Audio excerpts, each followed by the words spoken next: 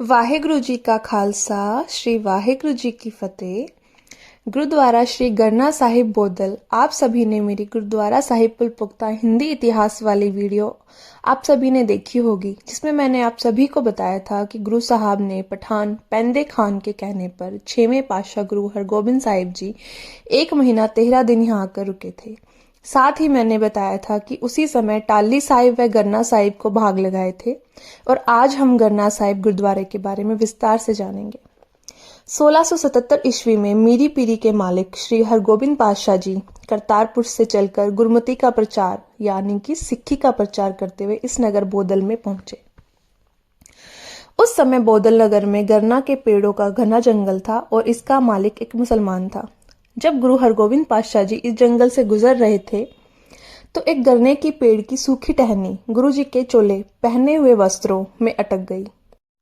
गुरु साहिब जी घोड़े से उतरे और अपने साथ आए सिखों को आदेश दिया कि वह इस गरना के पेड़ की सूखी टहनी को जमीन में गाड़ दिया जाए। बताया जाता है कि गुरु साहब उस समय कृपा करने वाले अपने अलौकिक रूप में थे, क्योंकि उस समय सतगुरु जी ने वचन किया कि तुमने जिस प्रकार मुझे अटकाया है, रोका है और आशीर्वाद दिया कि उसी प्रकार तुम भविष्य में दूसरों की समस्याओं को भी रोक दोगी।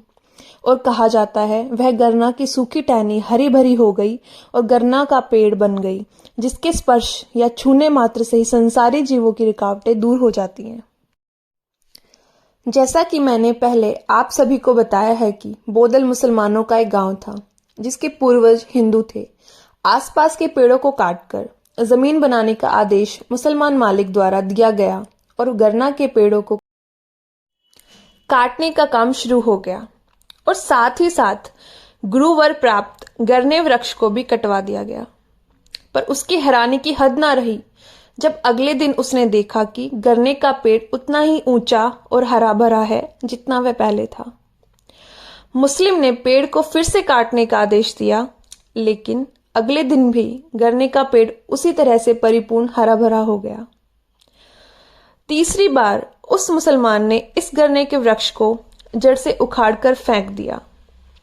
उसी समय आकाशवाणी हुई कि यह वृक्ष युगों युगों तक अटल रहेगा। इस गरने के वृक्ष को जीवित रहने से कोई नहीं रोक सकता।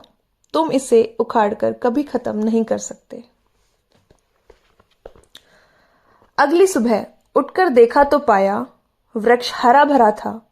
मुसलमान व्याकुल हो गया और वह यह गांव छोड़कर कहीं चला गया। गुरु साहब की कृपा से गन्ने का वृक्ष आज भी हरा भरा है और गुरु साहब के प्राप्त आशीर्वाद से संसारी जीवों की संसारिक कठिनाइयों को दूर कर रहा है। आज भी संगतों की मनोकामनाएं पूरी हो रही हैं।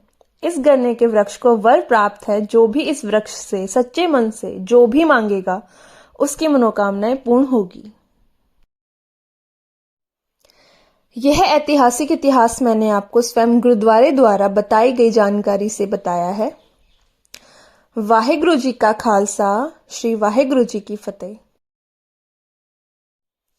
आपको यह ऐतिहासिक गुरुद्वारे की जानकारी कैसी लगी, प्लीज मुझे कमेंट्स करके बताना। आप सबको पता है कि मैंने अपनी बायो में लिखा है कि गुरु साहब की कृपा से एक छोटी सी कोशिश मैं कर रही हूँ सिख इतिहास को हिंदी में बताने की। मेरा ये कदम आपको कैसा लगा मुझे प्लीज़ बताना, और आप नेक्स्ट कौन से गुरुद्वारे की वीडियो देखना चाहते हैं वो भी मुझे कमेंट्स करके बताना। मेरा पहला एम है कि मैं जालंधर के सारे ऐतिहासिक गुरुद्वारों को कवर करूं एंड उसके बाद पंजाब के और डिस्ट्रिक्ट्स में जाऊं और वहां का इतिहास कवर करूं। आप देख रहे हैं कि आपके सामने एक बोर्ड आ गया है, हिस्ट्री ऑफ गुरुद्वारा गरना साहिब। यहाँ पे आप इतिहास पढ़ सकते हैं।